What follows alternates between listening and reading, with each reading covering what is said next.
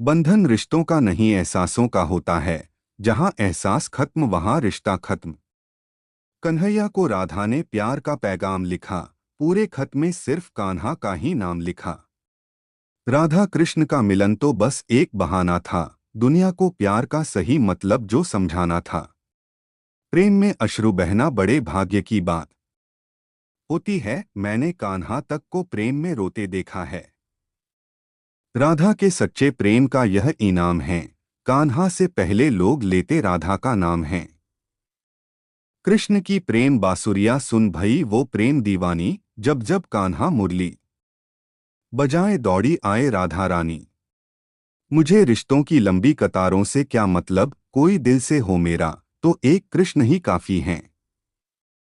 प्रेम जिद से नहीं किस्मत से मिलता है, वरना पूरी दुनिया का मालिक अपनी राधा के बिना नहीं रहता। हे कान्हा, तुम संग बिताए वक्त का मैं कोई हिसाब नहीं रखती। मैं बस लम्हे जीती हूँ, इसके आगे कोई ख्वाब नहीं रखती।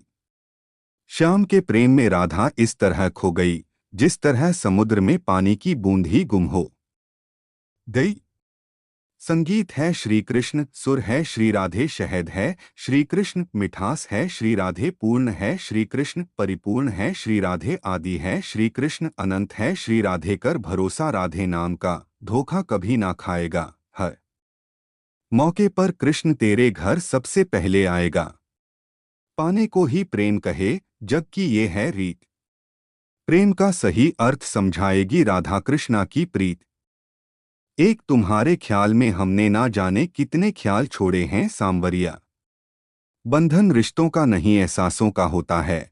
जहां एहसास खत्म वहां रिश्ता खत्म। मन की आंखों से रब का दीदार करो, दो पल का है अंधेरा, बस सुबह का इंतजार करो। क्या रखा है आपस के बैर में, छोटी सी है जिंदगी, सबसे प्यार करो। तेरे सीने से लगकर तेरी धड़कन बन जाऊं, तेरी सांसों में घुलकर खुशबू बन जाऊं। होना फासला कोई हम दोनों के दरमियां में, मैं ना रहूं कान्हा, बस तू ही तू बन जाऊं। कभी टूटा ही नहीं हृदय से तुम्हारी यादों का रिश्ता, बात हो या ना हो लेकिन ख्याल तो सिर्फ तुम्हारा ही रहता है। जो है माखन चोर, जो है मुरली वाला, वही है हम सबके दुख दूर करने वाला। जानते हो प्रेम किसे कहते हैं? किसी को दिल से प्रेम करना, उसे खो देना और फिर खामोश हो जाना। मैंने ही इस सृष्टि की रचना की है, मैं ही इसका पालन पोषण करता हूँ और मैं ही इस सृष्टि का विनाश अर्थात अंत करता हूँ। जब जब संसार में धर्म की हार होगी और अधर्म की विजय होगी, तब तब मैं इस संसार पर अवतार लूंगा। धर्म कर्म से होता है, कर्म के बिना धर्म की कोई परिभाषा नहीं है। हमारी आस्था की परीक्षा तब होती है जब हम जो चाहे वो हमें न मिले और फिर भी हमारे दिल से प्रभु के लिए शुक्रिया ही निकले। लोग अक्सर सच कहने से बचते हैं या डरते हैं, पर सत्य कभी छुप नहीं सकता और न ही कभी मिट सकता है। कितना भी छुपा लो पर सच तो उजागर हो ही जाएगा। अहंकार से इंसान की प्रतिष्ठा, वंश, वैभव तीनों ही समाप्त हो जाते हैं। आत्मा अमर है, इसलिए मरने की चिंता कभी मत करो। आत्मा का अंतिम लक्ष्य परमात्मा से मिलन होता है। सत्य कभी भी नष्ट नहीं हो सकता। मौन सबसे अच्छा उत्तर है ऐसे व्यक्ति के लिए जो आपके शब्दों को महत्व नहीं देता। नर्क जाने के तीन द्वार हैं, काम, क्रोध और लोभ। कर्म करो और फल की इच्छा मत करो। समय कभी किसी के लिए नहीं रुकता।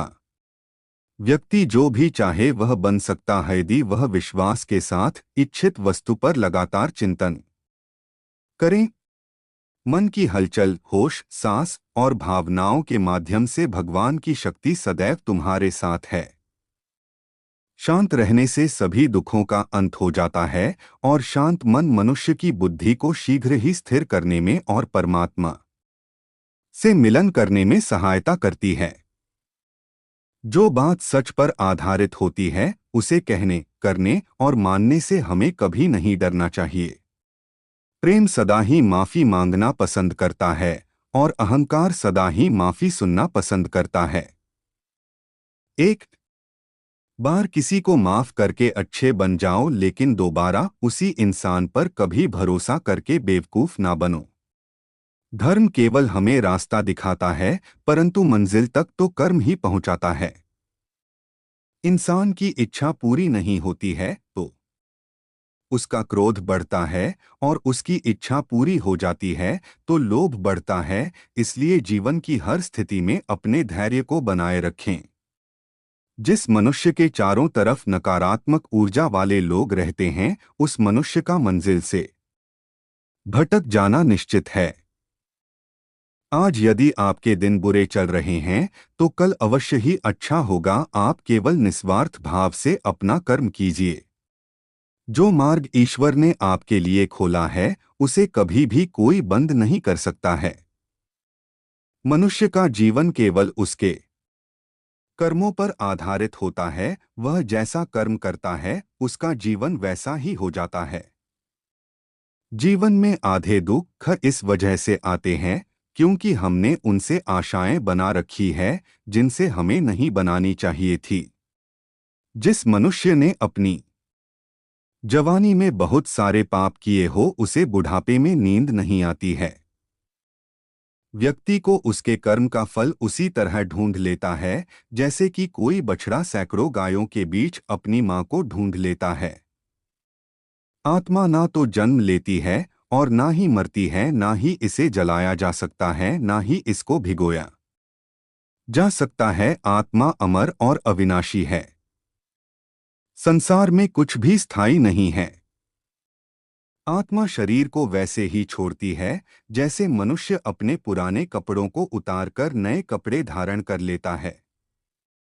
व्यक्ति का सुख दुख, मान अपमान, लाभ हानि का एहसास करना मन की शरारत है। आत्मा का इससे कोई लेना देना नहीं है। जब यह संसार ही स्थायी नहीं है, तब इस संसार की कोई वस्तु कैसे स्थायी हो सकती है। मैं इस संसार के सभी जीवों में विद्यमान हूं। मैं चींटी में भी हूं और हाथी में भी। संसार के सारे रिश्ते नश्वर हैं और केवल शरीर से जुड़े हुए हैं। जैसे ही व्यक्ति की मृत्यु होती है और आत्मा शरीर को छोड़ देती है, आत्मा का शरीर से जुड़े रिश्तों से कोई नाता नहीं रहता। मेरे तुम्हारे हम सबके कई जन्म हो चुके हैं। ना तो यह मेरा आखिरी जन्म है और ना ही यह तुम्हारा आखिरी जन्म है। वर्तमान परिस्थितियों में जो तुम्हारा कर्तव्य है, वही तुम्हारा सच्चा धर्म है।